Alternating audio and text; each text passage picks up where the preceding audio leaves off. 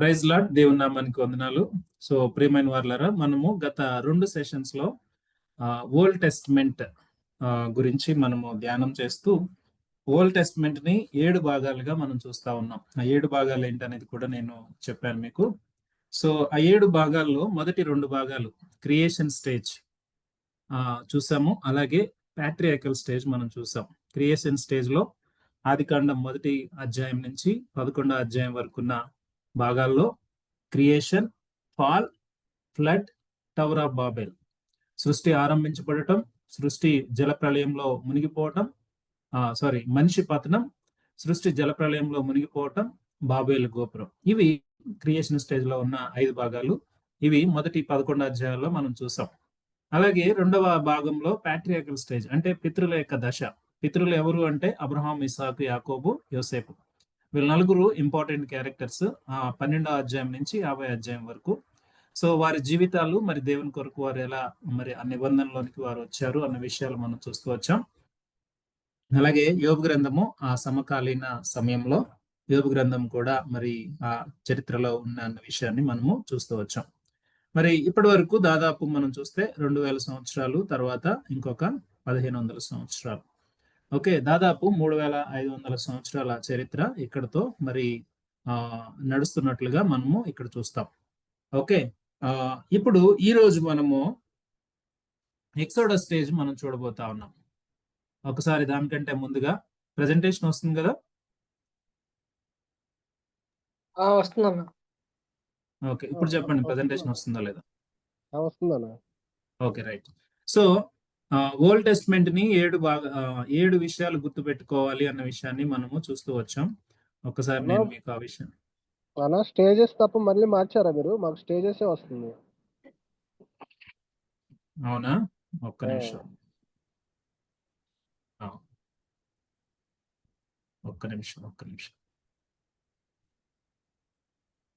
ఇప్పుడు వస్తుందా presentation?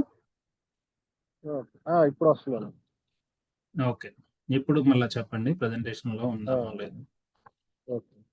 So 7 ప్రాంతాలు, మనము పాత నిబంధన మొత్తాన్ని 7 ఇంపార్టెంట్ ప్రాంతాల్లో మనం గుర్తుపెట్టుకోవాలన్న విషయాలు మనము చూస్తూ వచ్చాం. జస్ట్ మీకు రీక్యాప్ చేస్తా ఉన్నాను. ఓకే, 7 ఇంపార్టెంట్ ప్రాంతాలు.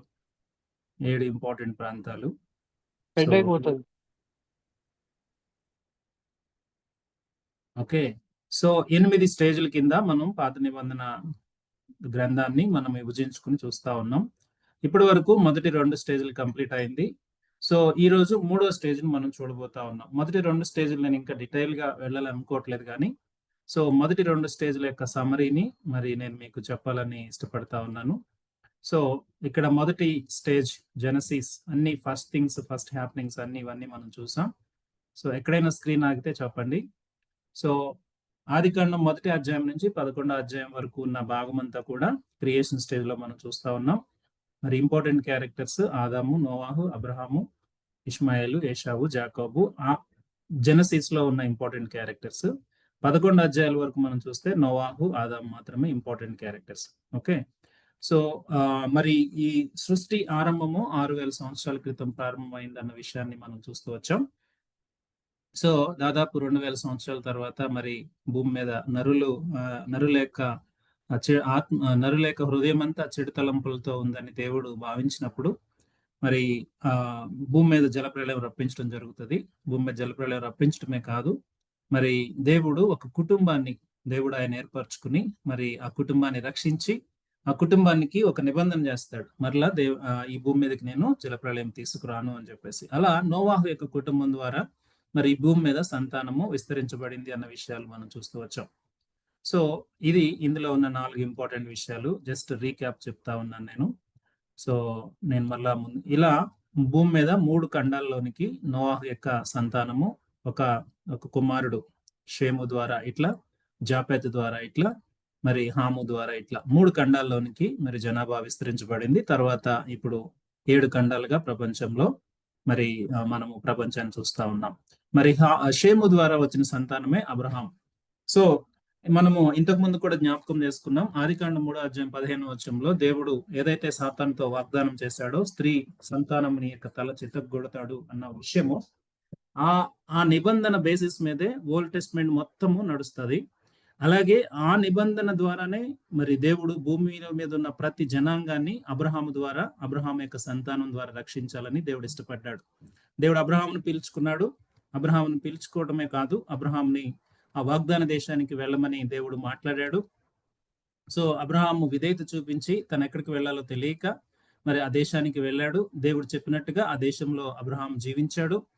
అలాగే అబ్రహాముతో దేవుడు చేసిన నిబంధన మరి కొన్ని 430 సంవత్సరాల తర్వాత ఆదికాండం 15వ అధ్యాయంలో అబ్రహాం చేసిన నిబంధన ప్రకారము దేవుడు మరలా ఇజ్రాయెల్ ప్రజల్ని కనాను తీసుకురావడానికి ఒక ప్లాన్ చేశాడు. అబ్రహాము, ఇస్సాకు, యాకోబు యొక్క సంతానం 12 మంది. ఆ 12 మందిలో యోసేపుని దేవుడు మొట్టమొదటిగా ఐగుప్తుకు పంపించాడు.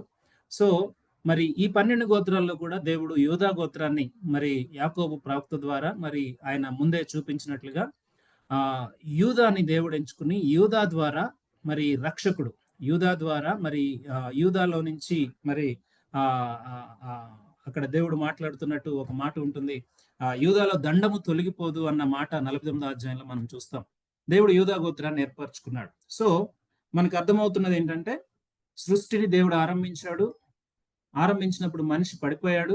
మనిషి పడిపోయిన తర్వాత మరి భూమి మీద మరి మనుషులు విస్తరించిన తర్వాత దేవుడు మరి వారి యొక్క హృదయాల్లో చెడు తలంపును చూసి జలప్రళయం తీసుకొచ్చి మొట్టమొదటి మరి ఆ యొక్క చెప్పాలి అంటే మొదటి జలప్రళయం, భయంకరమైన జలప్రళయాన్ని దేవుడు తీసుకుని వచ్చి భూమి మీద సృష్టి అంతటిని ఆయన తుడి చేశాడు. కానీ ఒక కుటుంబాన్ని మరి ఆయన ఎంచుకుని ఆ కుటుంబం ద్వారా మరి ఆ కుటుంబంలోని ఆ 3 కుమారుల్లో ఒక కుమారు ద్వారా అబ్రహాం ఎంచుకుని, అబ్రహాము ద్వారా ఇస్సాకు, యాకోబు ద్వారా మరి దేవుని యొక్క రక్షకుడు ఈ లోకానికి పరిచయం చేయాలనేది మరి దేవుని యొక్క ఉద్దేశం.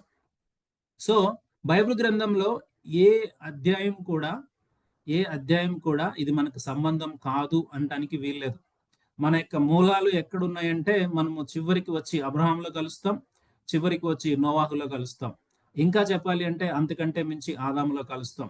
సో ఈ రోజు నేను 2025 సంవత్సరంలో ఉన్నాను. నాకు ఆదికాండంతో సంబంధం లేదు, నాకు ఎజ్రా గ్రంథంతో సంబంధం లేదు, నాకు చెప్పాలి అంటే హెస్కేల్ గ్రంథంతో సంబంధం లేదు అని చెప్పడానికి ఏ ఒక్కరం కూడా మరి మనం సరిపోం. ఎందుకంటే ఇది దేవుని యొక్క ప్రణాళిక, దేవుడు మన కొరకు రాయించి ఉంచిన లేఖనాలు. వీటిని మనం చదువుతూ ఉన్నప్పుడు, వీటిని మనం అర్థం చేసుకుంటూ ఉన్నప్పుడు, ఆ టైం ఫ్రేమ్ మనం తెలుసుకున్నప్పుడు, ఆ కాంటెంట్, ఆ కాంటెక్స్ట్ మనం తెలుసుకున్నప్పుడు మనం సరిగా బైబిల్ చదవగలగడానికి ఉపయోగపడుతుంది. సో ఈ విషయాలన్నీ నేను చెప్పాను.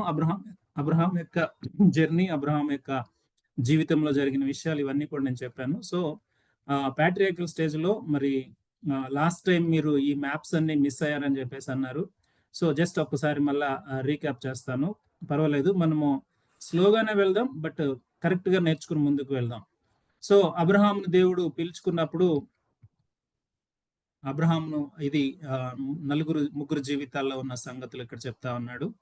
సో అబ్రహాం దేవుడు పిలుచుకున్నప్పుడు ఎక్కడి నుంచి పిలుచుకున్నాడు? ఊరు అనే ప్రాంతాన్ని నుంచి అబ్రహాంను పిలుచుకున్నాడు. సో మ్యాప్ చూడండి, ఇక్కడ ఊరు అనే ప్రాంతంలో పిలుచుకున్నాడు. హారాన్ అనే ప్రాంతానికి వచ్చి ఆగిపోయాడు. ఇక్కడ తండ్రి చనిపోయాడు. తర్వాత ఇక్కడ నుంచి లోతును తీసుకుని వచ్చి కనానికి మరి ఈ ప్రాంతానికి వచ్చేసాడు. ఓకే, ఈ షెకెం అనే ప్రాంతానికి వచ్చి మొట్టమొదటి బలిపీఠం కట్టాడు 12వ అధ్యాయంలో మనం చూస్తే. తర్వాత ఈజిప్ట్కి వెళ్ళిపోతాడు కరువు వచ్చినప్పుడు. సో మరలా ఈ లోతుకి మరి వాళ్ళకి గొడవైనప్పుడు ఇక్కడ బయర్షెబాలో, ఓకే, దాన్ని మనము మమ్రే దగ్గర హెబ్రోను ఈ ప్రాంతాల్లో ఉంటుంది అది. సో ఇక్కడే ఎక్కువ కాలం అబ్రహాము జీవించాడు. సో అబ్రహాము జర్నీ ఎలా ఉండిందంటే, ఫస్ట్ మరి కనాన్కి వచ్చాడు, ఈజిప్ట్కి వెళ్ళాడు, మళ్ళీ కనాన్లోనే సెటిల్ అయిపోయాడు, ఈ ప్రాంతంలోనే సెటిల్ అయిపోయాడు. అబ్రహాం జర్నీ చేసిన ప్రాంతం చూస్తే మనకి ఇలా ఉంటుంది. ఇక్కడ నుంచి స్టార్ట్ అయ్యి మ్యాప్లో ఇలా చూస్తే ఇలా వచ్చి ఈజిప్ట్కి ఒకసారి వెళ్ళి మళ్ళీ రిటర్న్ వచ్చాడు. ఇది అబ్రహాం యొక్క జర్నీ. అబ్రహాం యొక్క సాక్రిఫైజెస్ గురించి చూస్తే, అబ్రహాం దేవుని మాటను మరి నమ్మి బంధువులను విడిచిపెట్టాడు, సొంత ప్రాంతాన్ని విడిచిపెట్టాడు, లోతుని కనాన్లో విడిచిపెట్టేశాడు. అలాగే శారాను ఐగుప్తులో విడిచిపెట్టాడు. ఈ విషయం మనకు తెలుసు. కరువు వచ్చినప్పుడు అక్కడ ఫరో మరి శారాను తీసుకుని వెళ్ళిపోయిన విషయం, బట్ దేవుడు రక్షిస్తాడు. మరి శారాతో పాటు హగరు గిఫ్ట్ గా వచ్చింది. తర్వాత హగర్ను కూడా మరి అబ్రహాము వదిలేయాల్సి వచ్చింది. హగర్తో పాటు ఇష్మాయేల్ను కూడా వదిలేయాల్సి వచ్చింది, తన కొడుకుని.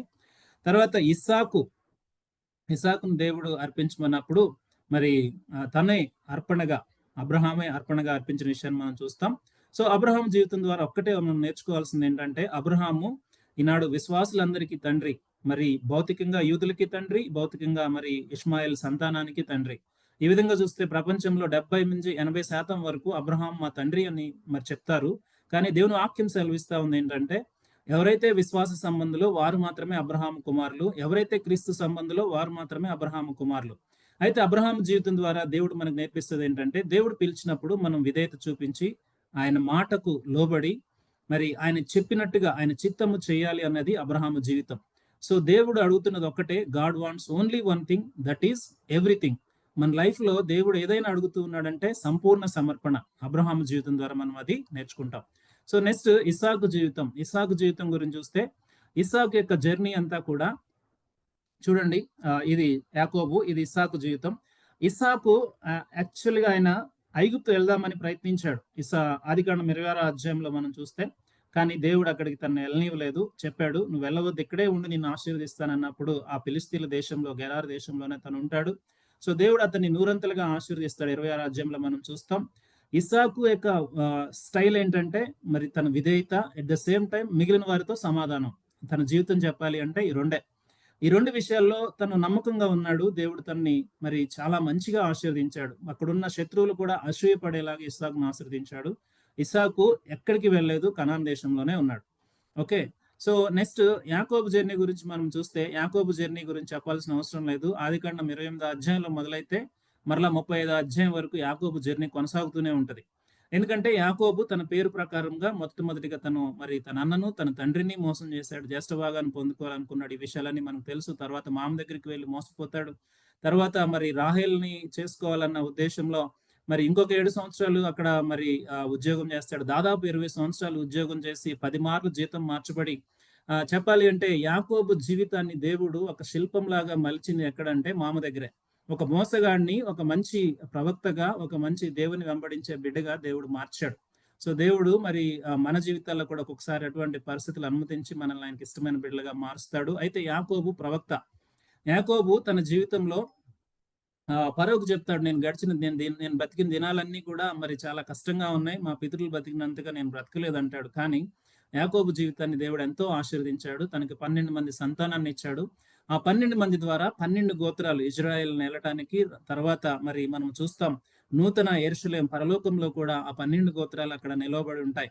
సో యాకోబు 12 గోత్రాలను మరి తన చివరి దశలో ఆశీర్వదిస్తూ మరి యూదా గోత్రంలో ఆ రక్షణ కార్యాన్ని, యూదా గోత్రంలో మరి దేవుడు ఆ రక్షణ కార్యం ఏదైతే మనం మాట్లాడుకుంటూ ఉన్నామో, ఆదికాండం 3వ అధ్యాయం 15 ప్రకారం దేవుడు సాతానుతో చేస్తున్న నిబంధన అది. ఎందుకంటే, ఓ సాతానా, నువ్వు నా బిడ్డలను నువ్వు పడవేశావు గనుక స్త్రీ సంతానం వచ్చి నీ తల చితగొడతాడు. ఇదే రక్షణ కార్యం, అదే యేసు ప్రభు వారి కార్యము. దాన్ని నెరవేర్చడం కొరకు దేవుడు భూమి మీద మరి నోవాహు కుటుంబం నుంచి అబ్రహాము కుటుంబం నుంచి ఇస్సాకు, యాకోబు యొక్క 12 గోత్రాలు యూదాని దేవుడు ఎన్నుకుని, యూదా నుంచి దావీదు నుంచి యేసు ప్రభు వారు. మరి ఓవరాల్ గా చూస్తే ఆదికాండం నుంచి ప్రకటన గ్రంథం వరకు, లేకుంటే మరి మత్తయి సువార్త వరకు మనం చూస్తే 4 నిబంధనలు ఉంటాయి. ఆ నిబంధనలు నేను తర్వాత సమయం వచ్చినప్పుడు చెప్తాను.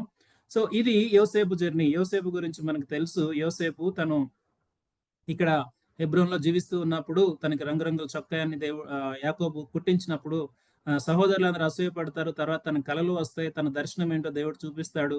షెకెంలో వాళ్ళు మందులు కాసుకోవడానికి వెళ్తూ ఉన్నప్పుడు దోతాన్ వరకు వెళ్తాడు. దోతాన్లో వాళ్ళ అన్నలు తనని కొట్టి మరి అక్కడ గోతులో పడవేసినప్పుడు అక్కడ అమ్మివేయబడి మరి తను ఐగుప్తుకి వెళ్ళటం మనం చూస్తాం. యోసేపు యొక్క జీవితం ఎప్పుడు కూడా మరి అప్ అండ్ డౌన్స్, ఒక ఎక్స్రే ఎలా ఉంటుందో అలా ఉంటుంది. ఎందుకంటే యోసేపు ఫేవరెట్ సన్ గా ఉన్నాడు, అట్ ద సేమ్ టైం బానిస అయిపోయాడు. మళ్ళా పోతిఫర్ దగ్గరికి వచ్చినప్పుడు మేనేజర్ అయిపోయాడు, తర్వాత జైల్లో పెట్టబడ్డాడు, తర్వాత మళ్ళీ ప్రిజన్ లో మేనేజర్ అయ్యాడు, మళ్ళా 2 సంవత్సరాలు జైల్లో ఉన్నాడు. ఈ విధంగా చూస్తే యోసేపు జీవితం దేవుడు తనతో ఎక్కడా మాట్లాడినట్లుగా బైబిల్ గ్రంథంలో లేదు. కానీ తను దేవుని యందు భయభక్తులు కలిగి, దేవుని కొరకు ఒక రోషం కలిగిన యవనస్తుడుగా, దేవుని కొరకు నమ్మకమైన సేవకుడుగా ఉన్నాడు. మరి అబ్రహాము, ఇస్సాకు, యాకోబులే కాదు, యోసేపు కూడా మరి గుడారాల్లో జీవించినట్లుగా తన యొక్క పార్థివ దేహం ఐగుప్తులో పాతిపెట్టడానికి వీల్లేదు అని శపథం చేసి తన శల్యాలను మరలా కనాను దేశానికి తీసుకువెళ్ళమని ప్రామిస్ చేయించి తను చనిపోతాడు. సో ఈ 4 పితరుల జీవితం ద్వారా మనం మన యొక్క జీవితం ఎప్పుడు కూడా ఈ లోకం శాశ్వతం కాదని, మనం పరదేశులమని, ఆత్మకు రక్షణ ఇచ్చిన యేసు ప్రభువారే నిత్య జీవమని, ఆయనే మన స్వాస్థ్యమని మనము ఎరిగి మరి మన జీవితాన్ని మనం కొనసాగించాలి. ఈ పితరుల యొక్క జీవితము ఆదికాండం 12వ అధ్యాయం నుంచి 50వ అధ్యాయం వరకు ఉంటది. మరి మనం చూసాం ఆదికాండం 12వ అధ్యాయంలో అబ్రహాం జర్నీ మొదలైతే ఆదికాండం 25వ అధ్యాయం వరకు అబ్రహాం జర్నీ ఉంటది. తర్వాత 26వ అధ్యాయం నుంచి మనం 25వ అధ్యాయంలోనే ఇస్సాకు గురించి మొదలవుతుంది. తర్వాత ఇస్సాకు గురించి దాదాపు మరి 30 తర్వాత మధ్యలో ఒక దగ్గర ఇస్సాకు చనిపోయాడన్న మాట ఉంటుంది. కానీ 28 దగ్గరే యాకోబు యొక్క జర్నీ స్టార్ట్ అవుతుంది. 28 దగ్గర నుంచి 37 వరకు యాకోబు యొక్క జర్నీ గురించి ఎక్కువగా ఫోకస్ ఉంటుంది. తర్వాత యోసేపు యొక్క జర్నీ ఉంటుంది 37 నుంచి 50 అధ్యాయుల వరకు. సో ఆదికాండం చదవటం చాలా ఇంట్రెస్టింగ్ గా ఉంటది. నిర్గమాకాండం కూడా చదవటం చాలా ఇంట్రెస్టింగ్ ఉంటుంది. పోను పోను మనకి ఆ చదివే విషయంలో కొంచెము మనకి ఆసక్తి తగ్గుతుంది. నిర్గమాకాండంలోనే కొంత దూరం పోయిన తర్వాత ఆ విషయాలు ఏంటో ఈ రోజు మనం చూస్తాం. సో ఇటు రీతిగా అబ్రహాం జర్నీ హారాను, కనాను. సో తర్వాత మరి వీళ్ళందరూ కూడా ఆ కరువు వచ్చినప్పుడు 10 మంది బ్రదర్స్ అలాగే 70 మంది వీళ్ళ ఫ్యామిలీ వెళ్ళి ఐగుప్తులో గోషెన్ ప్రాంతంలో సెటిల్ అవటం మనం చూసాం. సో యోబు గ్రంథం గురించి కూడా మనం చూసాం. యోబు గ్రంథంలో మనకు తెలుసు ఈ విషయాలు. మరి యోబునికి దేవుడు శ్రమలు అనుమతించినప్పుడు యోబు గురించి గొప్ప సాక్ష్యము, యోబు గురించి మరి హెవెన్ లో కాన్ఫరెన్స్ అయినప్పుడు సాతానుతో ఛాలెంజ్ చేసినప్పుడు యోబుకి దేవుడు సాతాను ద్వారా శ్రమలు అనుమతిస్తాడు. మొదటి సమయంలో తన యొక్క సమస్తాన్ని తన కుమారులను కోల్పోతాడు. రెండవ సమయంలో మరి తనకు మరి భయంకరమైన వ్యాధితో మరి తను మొత్తబడినప్పుడు తన భార్య నువ్వు ఇంకా ఎందుకు భయభక్తులతో చనిపోరాదని దూషించిన విషయాన్ని మనం చూస్తాం. అలాగే తన 3 స్నేహితులు, ప్రాణ స్నేహితులు, వీళ్ళు తన దగ్గరికి వచ్చి దాదాపు 7 దినాలు తనతో మాట్లాడలేక ఆ ప్రాంతంలో కూర్చుని తర్వాత తన్ని ప్రశ్నించినట్లుగా మనం చూస్తాం. సో వీళ్ళ మధ్యలో జరిగిన విషయాలు 3 సైకిల్స్ ఉంటాయండి. మీరు కావాలంటే బైబిల్లో చూడొచ్చు. 3 రౌండ్స్ డిస్కషన్ ఉంటుంది. డైలాగ్స్ అంటే ఒకళ్ళు మాట్లాడిన తర్వాత ఇంకొకళ్ళు ప్రత్యుత్తరం ఇవ్వటం. మొట్టమొదటిగా యోబు గ్రంథం 3వ అధ్యాయంలో 7 రోజుల తర్వాత యోబే నోరు తెరుస్తాడు. నేను పుట్టిన దినం శపించబడినగా కానీ మొదలు పెడితే యోబు 3వ అధ్యాయము ఐ థింక్ 4వ అధ్యాయం కూడా మాట్లాడతాడు. తర్వాత 5వ అధ్యాయంలో ఎలిఫజ్ మాట్లాడతాడు. 6వ అధ్యాయం కూడా మాట్లాడతాడు. ఇటు రీతిగా మనం చూస్తే వీళ్ళ 3 స్నేహితులకి యోబుకి మధ్య 3 సైకిల్స్ డిస్కషన్ ఉంటుంది. అంటే యోబు మాట్లాడటం, ఎలిఫజర్ ప్రత్యుత్తరం ఇవ్వటం, తర్వాత యోబు మాట్లాడటం, బిల్దదు ప్రత్యుత్తరం ఇవ్వటం, తర్వాత యోబు మాట్లాడటం, జోఫర్ ప్రత్యుత్తరం ఇవ్వటం. వీళ్ళ 3 కూడా యోబులో ఏదో తప్పు ఉంది, యోబు తప్పు చేశాడు కాబట్టి ఈ సమస్య వచ్చిందన్న వాళ్ళు తీర్పు తీర్చారే తప్ప ఇది దేవుడు అనుమతించిన కార్యం అని వారు తెలుసుకోలేదు. చాలా మంది శ్రమలను చూసి స్నేహితులంగా మనం కూడా వాళ్ళు ఏదో తప్పు చేశారన్న భావంలో వచ్చేస్తాం.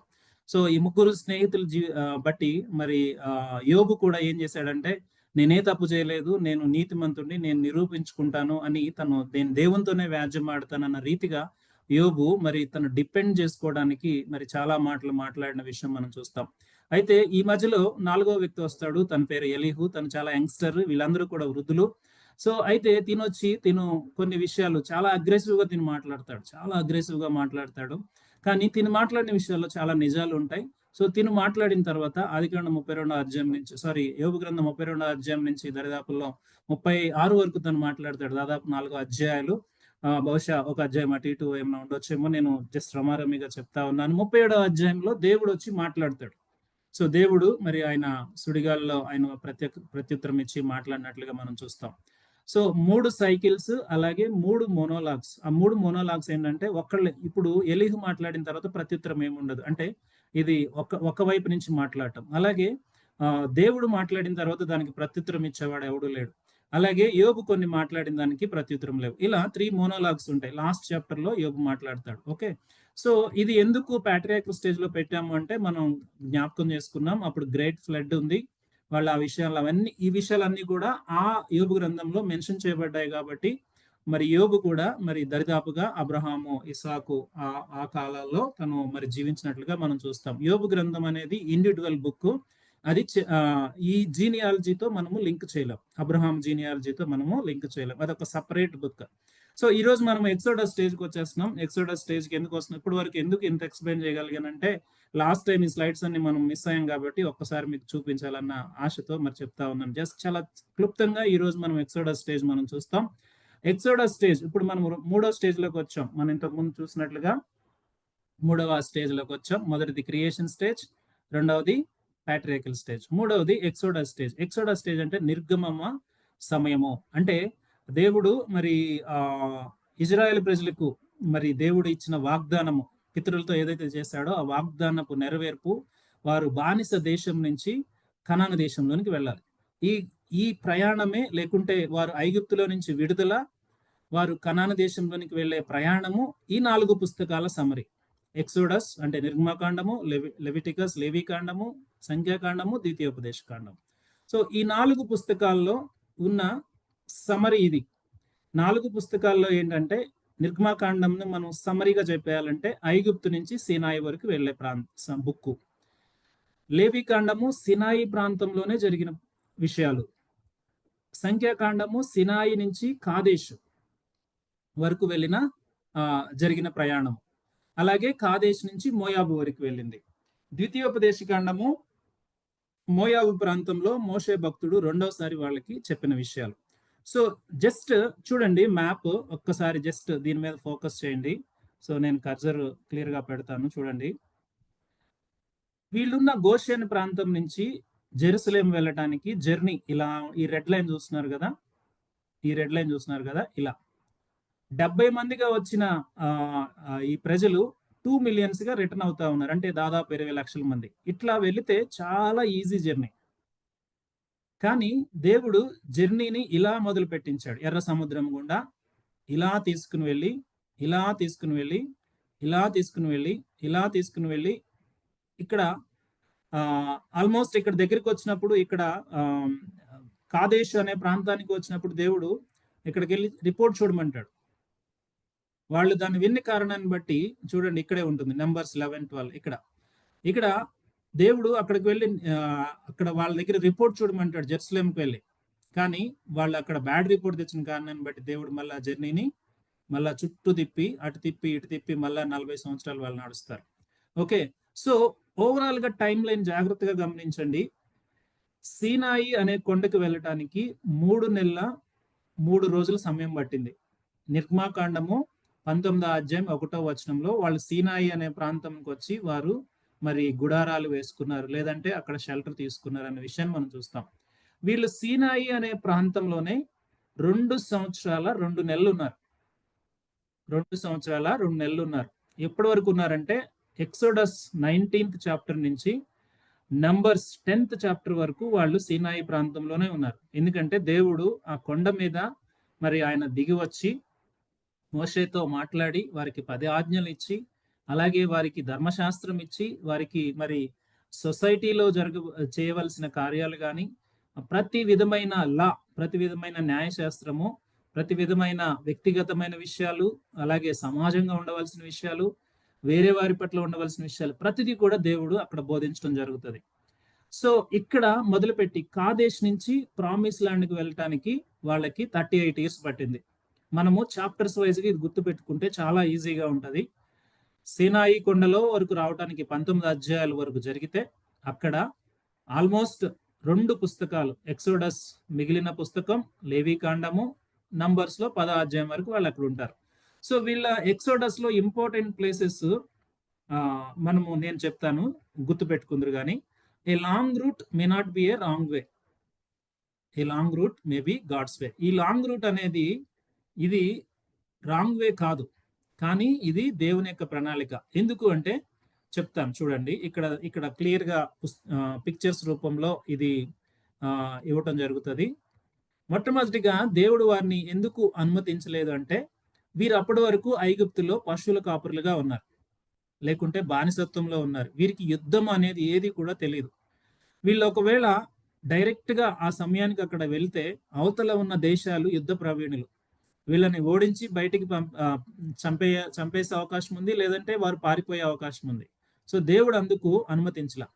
రెండవది, లాంగ్ రూట్ ఎందుకు దేవుడు అనుమతించాడంటే, అరణ్య ప్రాంతంలో దేవుని యొక్క గుణ లక్షణాలు, దేవుని యొక్క గొప్పతనాన్ని వారు తెలుసుకోవాలి, దేవుని వారు వెంబడించాలి, అసలు దేవుని ప్రేమ ఏంటో వాళ్ళు అర్థం చేసుకోవాలని దేవుడు వివిధ క్యారెక్టరిస్టిక్స్ దేవుడు వారికి బయలుపరుస్తాడు. ఒకటి, మొట్టమొదటిగా మారా దగ్గర దేవుడు యెహోవా రాఫాగా, తర్వాత 17వ అధ్యాయము రెఫదీంలో యెహోవా నిస్సీగా, అలాగే మనం ముందుకు పోయి చూస్తే యెహోవా ఈరేగా మన్నా ప్రొవైడ్ చేసే దేవుడుగా, వారికి ప్రతి సమయంలో దేవుడు వారికి తోడుగా ఉండి దేవుని ప్రేమ ఏంటో వారు తెలుసుకుని, దేవుడు ఒక మాట అంటాడు 19వ అధ్యాయంలో, మీరు నాకు స్వకీయ సంపాద్యము, ఈ భూ ప్రపంచం అంతట్లో ఇజ్రాయేలు దేశాన్ని, ఇజ్రాయేల్ ప్రజలను నేను నా స్వకీయ సంపాద్యం, నేను నా యొక్క కష్టపడి నేను సంపాదించుకున్న జనాంగంగా నేను ముద్రిస్తా ఉన్నాను. కానీ మీరేం చేయాలి అంటే నా మాట వినాలి. ఒక్కటే అంటాడు దేవుడు, నా మాట వినాలి అంటే అక్కడ ఉన్న వాళ్ళందరూ మేము వింటామని చెప్తారు. ఈ మాట వినే దగ్గరే ఇజ్రాయేల్ యొక్క పతనం, మరి వినని దగ్గరే పడిపోయిందన్న విషయాన్ని మనం చూస్తాం. ఇదిగో చూడండి, ఇనిక్విటీ వాళ్ళల్లో చాలా సణుగటం గొణుగటం, అరణ్యంలో పాపం అదే. ఆ అరణ్యంలో పాపమే వారిని, మరి వారి మధ్యలో ఉన్న మిశ్రిత జనాంగమైన, మధ్యలో ఉన్న లీడర్స్ కొంతమంది అయినా రెబిలియన్ గా వారు ఉన్న కారణాన్ని బట్టి దేవుని ఉగ్రత పలుమార్లు వారి మీదకి వచ్చింది. సో ఈ 3 రీజన్స్ బట్టి వారు లాంగ్ రూట్ లో వాళ్ళు వెళ్ళవలసి వచ్చింది. సో ఇక్కడ చూడండి, ఎక్సోడస్ లో సిగ్నిఫికెంట్ స్టెప్స్ ఒక్కసారి మనం చూస్తాం. చూడండి, ఎక్సోడస్ లో మనం ఎక్కువగా చూస్తే బానిసత్వంలో ఉంటారు. తర్వాత దేవుడు మోషేని రక్షకుడిగా లేపుతాడు. ఫరో ఒక క్యారెక్టర్. మరి 10 తెగుళ్ళు దేవుడు అనుమతిస్తాడు, ఎందుకంటే ఫరో యొక్క హృదయ కాఠిన్యాన్ని బట్టి విషయాలని మనకు తెలుసు. 10వ తెగులు మరి పాస్ ఓవర్ అంటే పస్కా ద్వారా మరి ఇజ్రాయెల్ ప్రజలను దేవుడు విడిపించడం మనకు తెలుసు. ఈ విడిపించబడిన ప్రజలు ఇప్పుడు, ఈ విధంగా విడిపించబడిన ప్రజలు ఇప్పుడు అరణ్య మార్గంలో వారు వెళ్తూ ఉన్నారు. సో ఇందులో మెయిన్ క్యారెక్టర్ మనకి మోజెస్ గురించి మనందరికీ తెలుసు. సో మోజెస్ ఈ విధంగా ప్రొటెక్ట్ చేయబడ్డాడు. తర్వాత ఫరో ప్యాలెస్ లో తను పోషింపబడ్డాడు. 40 సంవత్సరాలు ఉన్నాడు. తర్వాత 40 సంవత్సరాలు మధ్యధర మిద్యాను అరణ్యంలో తన మామ దగ్గర మరి గొర్రెల మందను కాయటకు ఉన్నాడు. ఆ సమయంలో దేవుడు మరి ఎగ్జాక్ట్ గా రైట్ టైంలో దేవుడు మరి మోషేను ఆ యొక్క బర్నింగ్ బుష్ ద్వారా పిలుచుకోవటం, తర్వాత మోషేను ఒక రక్షకుడిగా ఇజ్రాయెల్ దేశానికి నియమించడం మనం చూస్తాం. సో ఎక్సోడస్ స్టేజ్ లో ఇక్కడ మౌంట్ సినాయ్. ఓకే, ఇక్కడ వరకు మనము జాగ్రత్తగా ఆలోచన చేద్దాం. సో ఈ విషయాలన్నీ కూడా మనకి దాదాపు మరి 19 అధ్యాయాల వరకు ఉన్న భాగంలో ఈ విషయాలన్నీ మనం చూస్తాం. ఇదంతా కూడా మనకి చరిత్ర కాబట్టి చదవటానికి చాలా మంచిగా ఇంట్రెస్టింగ్ గా ఉంటది. ఇక్కడ ఈ విషయంలో ఎక్కడా బోర్ కొట్టదు, మనకి ముందుకు వెళ్ళిపోతా ఉంటాం. కానీ ఇక్కడ నుంచి మొదలవుతుంది 19వ అధ్యాయం నుంచి దేవుడు మాట్లాడటం, మరి వాళ్ళకి 10 ఆజ్ఞలు ఇవ్వటం, వారిని ఒక పరిశుద్ధ సమాజంగా ఈ కొండ దగ్గర వారిని మరి ఆశీర్వమని చెప్పటం. దేవుడు ఆ ప్రాంతంకి వచ్చినప్పుడు వారు భయపడిపోయి మరి వారు తర్వాత మోషేతో అంటారు, మేము మాట్లాడలేం, నువ్వే మాతో మాట్లాడు అని వారు మొరపెట్టుకున్న విషయం మనం చూస్తాం. తర్వాత దేవుడు 10 ఆజ్ఞలు ఇచ్చి పంపించటం, తర్వాత దేవుడు వారికి మరి ఈ విధమైన పరలోక సంబంధమైన నిబంధనలు ఇవన్నీ కూడా పస్కా గురించి మరి మిగిలిన అన్ని నిబంధనల గురించి మాట్లాడటం, ఇవన్నీ చూస్తాం. ధర్మశాస్త్రం గురించి మాట్లాడటం.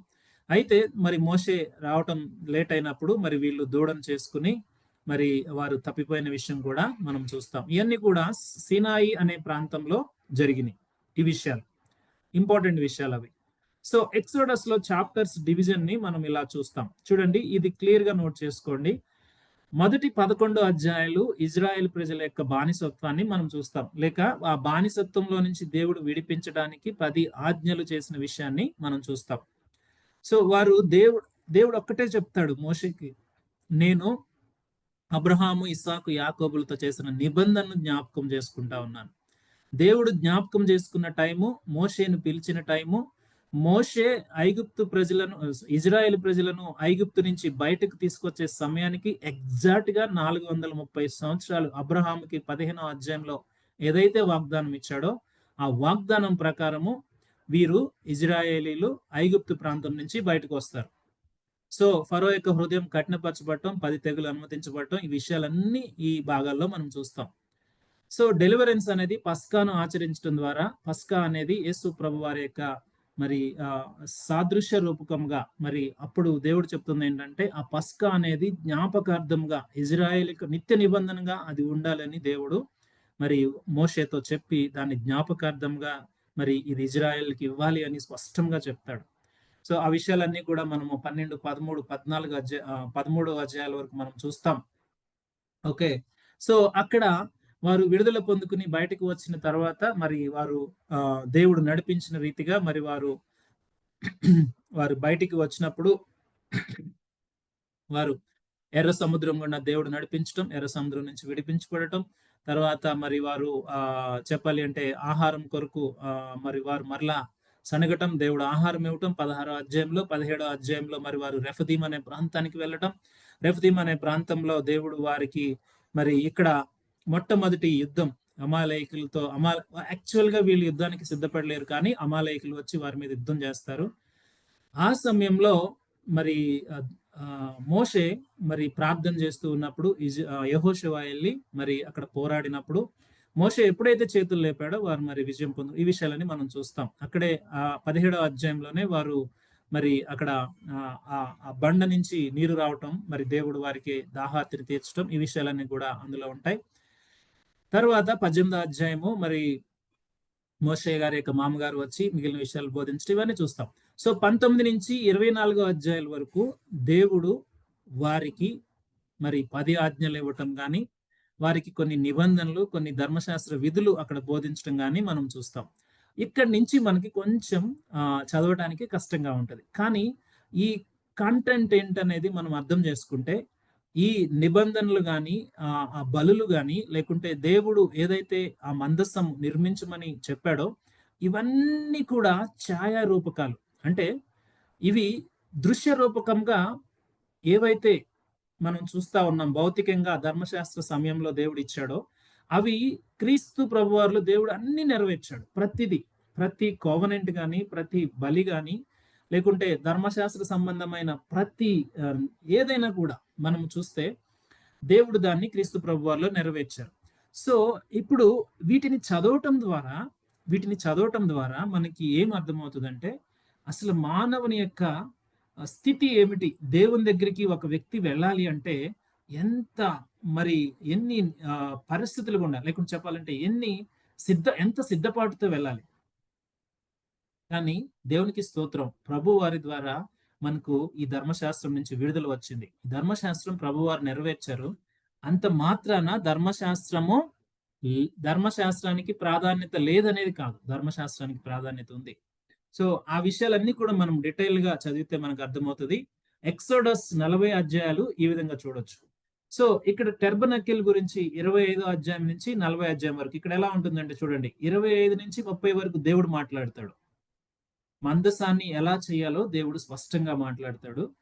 36 నుంచి 40 వరకు ఎలా కట్టాలో మోషే చెప్తాడు. అర్థమవుతుందా? మధ్యలో కొన్ని అధ్యాయాలు ధర్మశాస్త్రానికి సంబంధించి, లేకుంటే కొన్ని సొసైటీ లాగాని, లేకుంటే వ్యక్తిగతమైన లాగాని, లేకుంటే కొన్ని విషయాలు దేవుడు బోధిస్తాడు. కానీ చూడండి, మందసం ఎలా కట్టాలో దేవుడు కొండ మీద చెప్పాడు, అలాగే కట్టాలి అని మోషే మరి కట్టించినట్లుగా మనం చూస్తాం. ఇది ఎక్సోడస్ లో చాప్టర్స్ డివిజన్. సో ఇప్పుడు మనము ఎక్సోడస్ స్టేజ్ లో 2వ స్టేజ్కి వచ్చేస్తున్నాం. 2వ బుక్, ఎక్సోడస్ స్టేజ్ లో 2వ బుక్ ఏ బుక్ అంటే అది లెవిటికస్. సో ఈ లెవిటికస్ బుక్ గురించి మనము రేపటి దినము ధ్యానం చేద్దాం. ఓకే, ఈ లెవిటికస్ లో మరి ఉన్న ఆఫరింగ్స్, లేకుంటే చెప్పాలి అంటే ఒక్కొక్క అధ్యాయంలో మొదటి 5 అధ్యాయాలు మరి ఆఫరింగ్స్ అన్ని ఉన్నాయి. సో అంటే బలులు, దహన బలి, మళ్ళీ ధాన్యం సమర్పణ, శాంతి సమర్పణ, పాప పరిహారార్థ బలి, guilt offering, atonement, festivals, Jubilee year, మొత్తం ఇవంతా కూడా ఈ జరుగుతున్న విషయం అంతా కూడా సీనాయి ప్రాంతంలో జరుగుతా ఉంది. ఎక్కడ జరుగుతా ఉందండి? సీనాయి ప్రాంతంలో జరుగుతా ఉంది. సో దీని గురించి మనము రేపటి దినము మనము చూడబోతా ఉన్నాం. సో ఎందుకంటే సమయానికి మనము క్లోజ్ చేసుకోవాలి కాబట్టి ఇప్పటి వరకు మనము జరిగిన దాంట్లో ఏమైనా డౌట్స్ ఉంటే ఒక్కసారి మనము డిస్కస్ చేద్దాం. ఒక్కసారి మీకు టైం లైన్ కూడా నేను చూపించాలని ఇష్టపడతా ఉన్నాను. ఒక్కసారి టైం లైన్ కూడా నేను చూపిస్తాను. సో ఇప్పటి వరకు మనం చూసిన భాగంలో వస్తుంది కదండి, స్క్రీన్ వస్తుంది కదా? వస్తుంది. Thank you brother. సో ఇక్కడ చూడండి, ఫ్లడ్ అనేది క్రియేషన్ అనేది 4000 సంవత్సరాల బీసీ, అంటే మనం ఇప్పుడు 2000 సంవత్సరాల ఏడీలో ఉన్నాం కాబట్టి బ్యాక్ వెళ్తే 6000 సంవత్సరాలు, 4000 సంవత్సరాల సమయంలో దేవుడు సృష్టి ఆరంభించాడు. తర్వాత ఆదాము అవ్వల పతనము, కయ్యోను ఏబేలు రావటం, తర్వాత వాళ్ళ వంశము, ఆ వికెడ్నెస్ ని బట్టి నోవాహుతో ఫ్లడ్ ఎప్పుడు అనుమతించాడండి? బీసీ 2500. ఇక్కడి నుంచి ఇక్కడికి జరిగింది 1500 సంవత్సరాలు. సో తర్వాత వాళ్ళు బయటకు వచ్చి స్క్రీన్ కనబడట్లేదు అన్న. వినపట్లేదా? అంటే 7 ఫెస్టివల్స్ ది అదొకటే చూపిస్తా ఉంది. 1 మినిట్. ఆ, సరే. ఇప్పుడు చూడండి బ్రదర్, వస్తుందా? రైట్, ఇప్పుడు వస్తుంది. ఓకే. చూడండి, ఇక్కడ మనం చూసినట్లయితే సో 4000 సంవత్సరాల క్రితం క్రియేషన్ ఆరంభమైంది. మనం ఈ స్టేజ్ మనం జూమ్ చేయరా స్క్రీన్? స్క్రీన్ జూమ్ చేస్తే నాకు కనపట్ల. అవునా, అంటే మాకు కనిపించట్లేదు. చాలా చిన్నగా. అన్న మీరే జూమ్ చేసుకోండి, వీడియోని మీరు చేసుకోవచ్చు. ఓకే, అర్థమైంది బ్రదర్, థ్యాంక్ యూ. ఇప్పుడు కనపడుతుందా? ఓకే. చూడండి, ఇప్పుడు మనము డిస్కస్ చేస్తున్నది ఎక్సోడస్ స్టేజ్. మనం ఇక్కడ ఉన్నాం. ఓకే, క్రియేషన్ ఆరంభమైంది 4000 సంవత్సరాలు బీసీ, అంటే 6000 సంవత్సరాల క్రితం మరి క్రియేషన్ ఆరంభమైంది. ఆదాము అవ్వలను దేవుడు చేశాడు. వారి పతనం ద్వారా కయను ఏబేలు మరి భూమి మీద సంతానం ఆరంభించబడింది. తర్వాత వికెడ్నెస్ రావటం ద్వారా దేవుడు 2500 సంవత్సరాలు, అంటే ఇక్కడి నుంచి ఇక్కడికి 1500 సంవత్సరాల గ్యాప్, ఇక్కడ ఫ్లడ్ అనుమతించడం జరిగింది.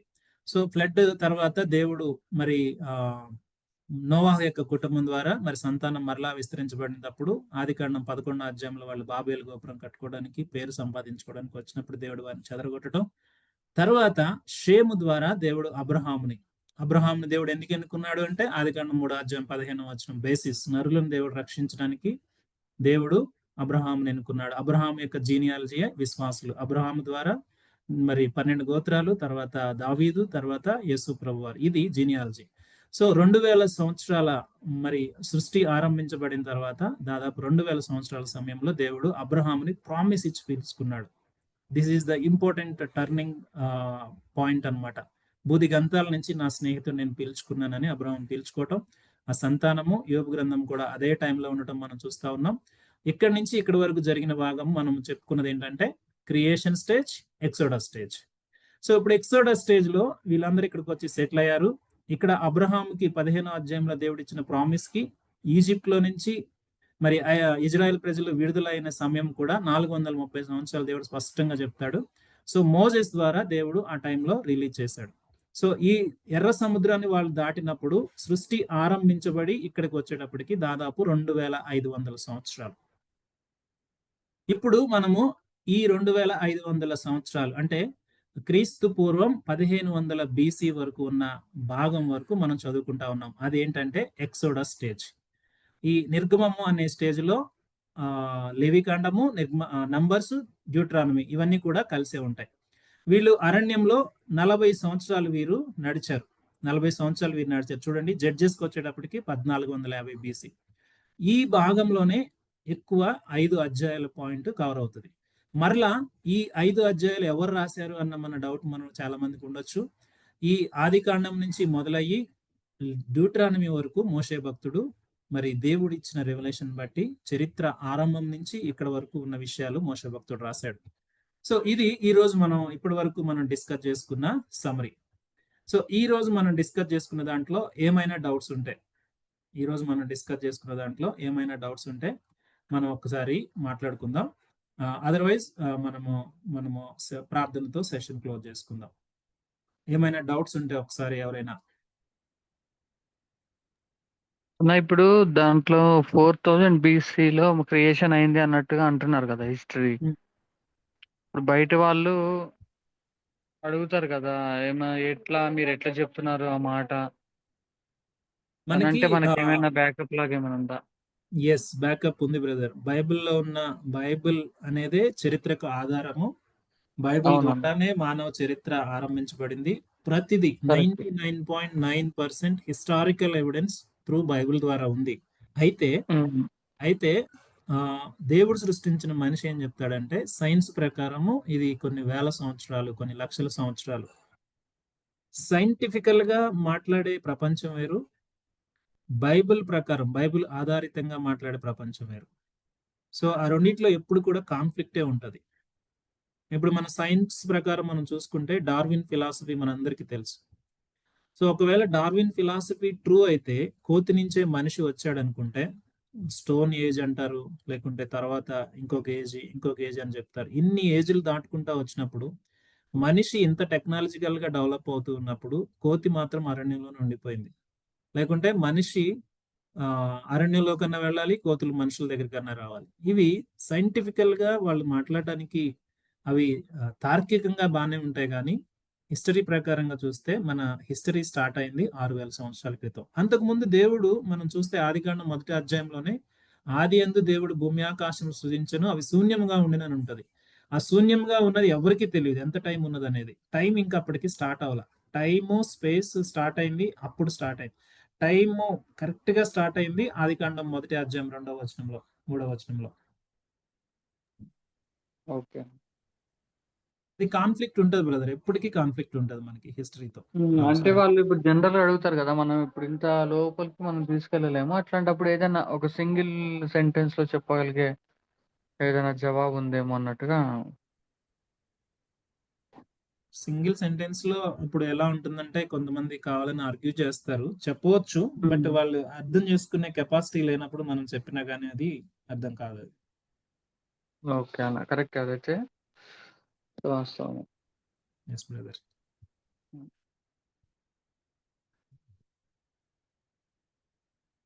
బ్రదర్స్, ఇంకా ఎవరికైనా ఏమైనా ఈరోజు మాట్లాడిన దాంట్లో, ఒకవేళ ఈరోజు స్లైడ్స్ అన్ని వచ్చాయా? వచ్చాయన్న. Okay okay, thank you brother. Dilip, Vinod, Nani. ఏం డౌట్స్ లేవన్నా? Okay brother, thank you. అన్న ఇప్పుడు అంతా ఓకే. అన్నయ్య ఒక్క నిమిషం బ్రదర్ చెప్. ఒక్క నిమిషం, దాసు బ్రదర్ అడుగుతాడు. వినోద్ ఒక్క నిమిషం బ్రదర్. ఆదేశ్ బర్నియా నుంచి వాగ్దాన దేశానికి ఎన్ని రోజులు పట్టింది అన్నారు? 38 డేసా? 38 years బ్రదర్. ఎగ్జాక్ట్ గా మనకి ఎంత అన్నయ్య? చెప్తాను చూడండి, మీరు నోట్ చేసుకోండి. సీనాయి ప్రాంతానికి రావడానికి 3 నెలల 3 రోజులు పట్టింది బ్రదర్. నిర్గమాకాండం 19వ అధ్యాయం 1వ వచనం. ఎక్కడ నుంచి? ఈజిప్ట్ టు సీనాయి. ఒక్క నిమిషం అండి, అసలు మనం జూమ్ రికార్డింగ్ ఆపలేదు.